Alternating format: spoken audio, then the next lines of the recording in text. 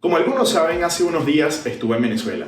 Si quieren saber más acerca de mi viaje, pueden seguirme a través de mis redes sociales que van a aparecer aquí abajo. Visité a mi familia luego de 4 años sin ir a mi país. Y mi historia es la misma multiplicada por 6 millones de personas que han tenido que abandonar Venezuela debido a la inestabilidad política y económica que ha vivido la nación en los últimos años. Debido al que probablemente ha sido el mayor saqueo que ha vivido una nación occidental en tiempos modernos. El erario público venezolano ha sido devastado. Venezuela vivió la bonanza económica más grande de su historia entre el año 2004 y el año 2015, periodo dominado principalmente por el chavismo, promotor del socialismo del siglo XXI, un movimiento político concebido principalmente por Hugo Chávez y posteriormente continuado por Nicolás Maduro.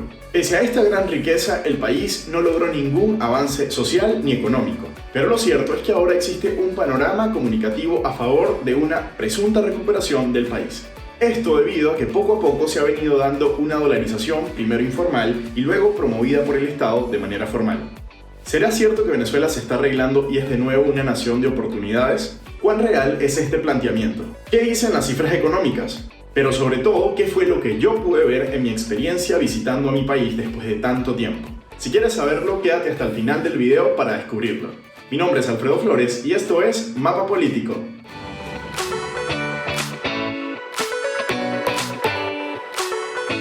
Venezuela se está arreglando no es solo una frase, es un meme de moda.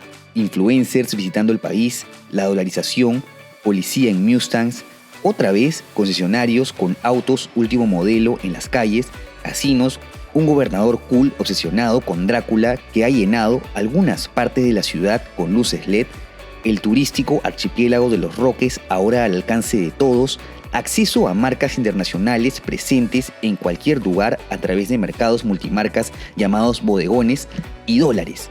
Sí, muchos dólares en la calle son algunas de las características de la nueva Venezuela. La nueva Venezuela. Este es el panorama preliminar de una Venezuela muy distinta a la que hace muchos años dejamos atrás. Lo cierto es que hay algunos factores económicos en los que se considera que efectivamente Venezuela ha evolucionado.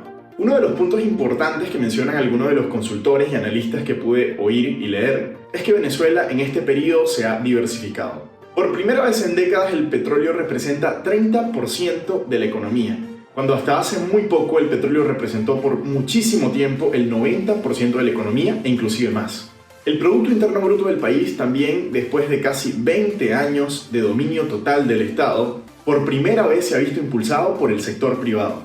Los emprendimientos en Venezuela están por todas partes.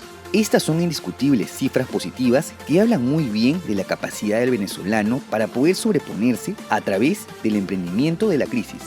Un ejemplo de un gran emprendimiento es Coco Mercado, una app web fundada por 2 hermanos venezolanos en la que las personas del exterior pueden hacer compras para sus familias en Venezuela. Ha sido un éxito y ha facilitado el proceso de la interacción que tienen muchos que han migrado para cubrir las necesidades básicas de sus seres queridos. El lado oscuro de la economía. Una de las cosas que te dicen muchas personas en Venezuela cuando le comentas que el sueldo mínimo oficial es de $4 al mes es que nadie gana ese sueldo allá. Pero lo cierto es que durante mi estadía en el país pude conocer a varias personas con sueldos totalmente bajos que todavía viven en condición de miseria. Uno de los casos fue una profesora universitaria con nivel de doctorado que gana apenas $10 al mes. Otro caso fue un bombero con más de 15 años de servicio que gana $20 mensuales. También conocí a un trabajador de mantenimiento del sector público que gana apenas $5 al mes. Depende totalmente de su hijo que una vez al mes le envía remesas del exterior para que pueda subsistir con toda su familia. En contraparte, el ingreso de taxistas, comerciantes informales, mecánicos de autos es mucho más significativo. No dudan en cobrar 10, 20, 50, 100 o $200 y más por un solo servicio. En la economía venezolana se ha vuelto más rentable trabajar de cualquier cosa menos de profesional, y esto ha dejado una huella irreversible en las aspiraciones de los venezolanos, sobre todo de los más jóvenes que ya no contemplan tener una carrera como su máxima aspiración. En Venezuela, las cifras de deserción escolar son comparables a la que tenía el país hace 100 años. Según la Federación Nacional de Profesionales de la Docencia, la deserción escolar en Venezuela se ubicó en un 50%. Por otro lado, las grandes inversiones que se perciben ahora en el país están principalmente ubicadas en la ciudad de Caracas, capital de Venezuela. En el interior del país persiste la inaccesibilidad de servicios públicos como el agua, electricidad, el aseo urbano y sobre todo el Internet. Se está dando de nuevo un fenómeno de migración forzada interna que provoca que importantes ciudades del interior ahora se aprecian más baldías que antes. La migración no solo ha sido a otros países, sino también desde dentro del país. Muchas familias se han movido para buscar mejores oportunidades en la capital.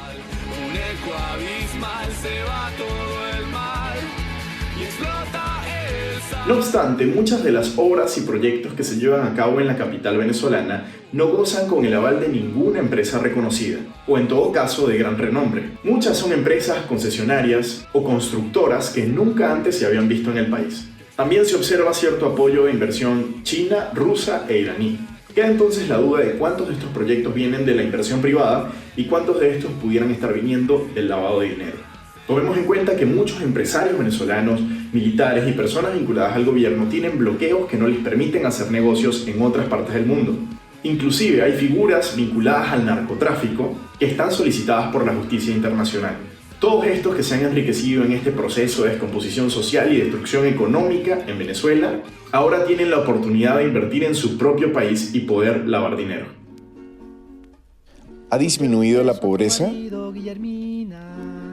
Según la Encuesta Nacional de Condiciones de Vida en COVID desarrollada por la Universidad Católica Andrés Bello, la pobreza en Venezuela se ubica en 94.5% y la pobreza extrema en 76.6%. La pobreza se puede entender, según la ONU, como una persona con menos de $60 de sueldo al mes. Fue a la cárcel a cantarle. Una de las cosas que más me llamó la atención fue ver de nuevo en Venezuela personas comiendo de la basura. También familias enteras deambulando en urbanizaciones de clase media en la búsqueda de alguna ayuda o caridad. Es justo lo que se puede observar en la mayoría de los países andinos, en cientos de familias migrantes venezolanas que están en la misma condición. Lo que se ve fuera también se sigue viendo dentro. Conversando con Pedro Urruchurtu en Venezuela, que es el encargado de asuntos internacionales del partido Vente Venezuela, me comentaba una frase que me pareció muy cierta. No hace falta haberse ido de Venezuela para extrañarla. Y es que el país ya no es lo que era hace muchos años. Pero no solo eso, en las urbanizaciones de clase media también se ve el deterioro de la infraestructura y se puede percibir la necesidad de las personas que viven en estas urbanizaciones. Muchas de estas son personas que viven en condiciones de pobreza, solo que en un departamento, en una casa o en algún recinto que alguna vez representó comodidad. Ahora en Venezuela hay una desigualdad acentuada que el país no había visto en décadas. Se mira por un lado una ostentosidad sin rastro de origen y por otro lado una gran parte de la población que no puede acceder ni siquiera a la alimentación básica. Ahora el país funciona solo para una nueva burguesía en medio de lo que es el capitalismo más salvaje que cualquiera pudiera imaginar. Y pues pareciera que ese es el mal del comunismo, terminar convirtiéndose en capitalismo de Estado para beneficio de unos pocos miembros de una cúpula en el poder.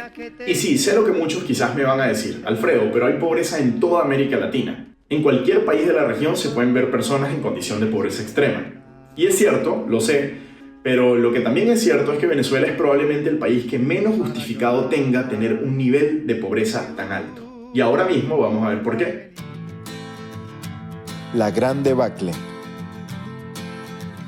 Venezuela llegó a ser la cuarta economía de la región hace apenas unos 10 años, justo durante el gobierno de Hugo Chávez, pero esto no fue provocado por una buena gestión, sino a consecuencia de un boom petrolero sin precedentes que transformaron a Venezuela una vez más en uno de los países más ricos per cápita de la región. Una bonanza que bien aprovechada hubiera hecho que Venezuela tuviera probablemente la infraestructura más desarrollada del continente y que para la fecha hubiera acabado mediante oportunidades de trabajo casi en su totalidad con la pobreza del país. Para ilustrar esto he decidido recurrir a los libros, y es que hay un libro que recomiendo muchísimo que es del ingeniero José Curiel que se llama Del Pacto del Punto Fijo al Pacto de La Habana. que ilustra perfectamente lo que fue la bonanza chavista con cifras impresionantes que comparan al periodo del chavismo con el periodo de la democracia punto fijista. La siguiente comparación se da entre el periodo democrático civil que duró 41 años, del 1958 al 1999, y el gobierno de Chávez que duró 12 años después del 99. Tan solo en ingresos totales, el chavismo tuvo casi el triple de recursos que la democracia dispuso en más de 40 años, para un periodo de 12 años. En cuanto a ingresos anuales, el chavismo tuvo 10 veces más presupuesto anual que cualquier gobierno de la democracia en promedio. Sin embargo, por ejemplo, en la construcción de hospitales, la democracia construyó 24.000, mientras que el chavismo menos de 1.800. Durante la tan criticada Cuarta República, así llamada erróneamente por el expresidente Chávez, se hicieron 2.059 autopistas, mientras que durante el gobierno de Chávez, apenas unas 402. En democracia, se construyeron 16.094 internados penitenciarios, mientras que en el chavismo apenas 1.764. Como potencia hidroeléctrica que Venezuela alguna vez fue, teniendo aún el tercer sistema hidroeléctrico más grande del mundo, durante la democracia se construyeron 83 embalses, mientras que en el chavismo apenas 2. Pero el chavismo sí superó a la extinta República de Venezuela en algunas cosas. El país se convirtió durante varios años en el país más peligroso del mundo, con cifras impresionantes como 275 homicidios por cada 100.000 habitantes al año, mientras que en la democracia tan solo había 9. Y todo esto ocurría mientras Venezuela gozaba del precio del barril de petróleo más alto de toda su historia. Incluso si se compara el precio del barril de petróleo con los primeros 3 años que estuvo Maduro en el gobierno, antes de que empezara la crisis económica, nos vamos a topar con que el promedio anual del precio de barril superaba inclusive a los 12 años en los que había gobernado Chávez. O sea, no había ninguna justificación para que el país pasara por un proceso tan traumático como el que se vivió. Incluso aún con ingresos tan descomunales, la producción de PDVSA, desde que Chávez asumió el poder, cayó en picada, ubicándose inclusive para el año 2020 una producción de 527.000 barriles de petróleo por día, cuando de los años 60 al 70, Venezuela alcanzó una producción de 3.48 millones de barriles de petróleo diarios. ¿Cómo se explica que hasta en medio de la mayor bonanza petrolera del país, la propia empresa, que fue un referente en el mundo, haya sido quebrada? ¿Cómo se explica que la deuda externa en Venezuela sea una de las más altas del continente? Pues el propio presidente de PDVSA, Rafael Ramírez, perseguido por la justicia internacional por corrupción, ha asegurado que en Venezuela se han robado más de 700.000 millones de dólares. Imagínense, eso es más de 3 veces la fortuna del hombre más rico del mundo, Jeff Bezos, que dispone de un patrimonio de 200.000 millones de dólares. Hoy, el país tiene un Producto Bruto Interno de 43.749 millones de dólares, siendo menor que el de Guatemala, Uruguay y Costa Rica, y a punto de ser superado por Bolivia. En el año 2012, el PIB de Venezuela era de más de 350.000 millones de dólares, como dijimos al inicio del video, la cuarta economía de la región.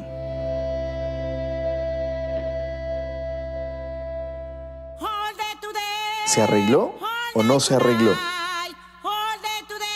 Entonces, decir que Venezuela se recuperó después de una crisis tan traumática que ha generado una de las diásporas más grandes que han habido en tiempos modernos, es definitivamente no hacer justicia a la memoria de lo ocurrido. Quizás Venezuela ya ha tocado fondo y todas las iniciativas de emprendimiento están empujando de nuevo la economía hacia arriba.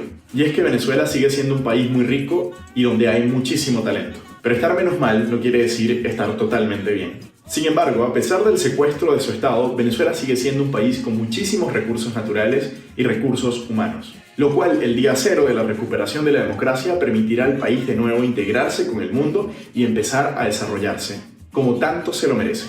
¿Y tú qué opinas? ¿Eres de los que considera que Venezuela se está arreglando? ¿O crees que el país debe tomar otro rumbo político para que pueda empezar a desarrollarse y realmente a arreglarse en general? ¿Qué rol consideras que ha jugado la oposición venezolana en todo esto? ¿Consideras que lo ha hecho bien o lo ha hecho mal? Pero también cuéntanos si conoces algún otro país de la región o inclusive del mundo que haya pasado por un proceso parecido. Tener una gran bonanza económica y desaprovecharla debido a la corrupción y a una gestión pública ineficiente e irresponsable. No olvides que si te ha gustado el video puedes compartirlo para que nos ayudes a seguir creciendo. No olvides también dejar tu comentario, decirnos qué opinas y por supuesto suscribirte y darle click a la campanita. Nos vemos en un próximo video.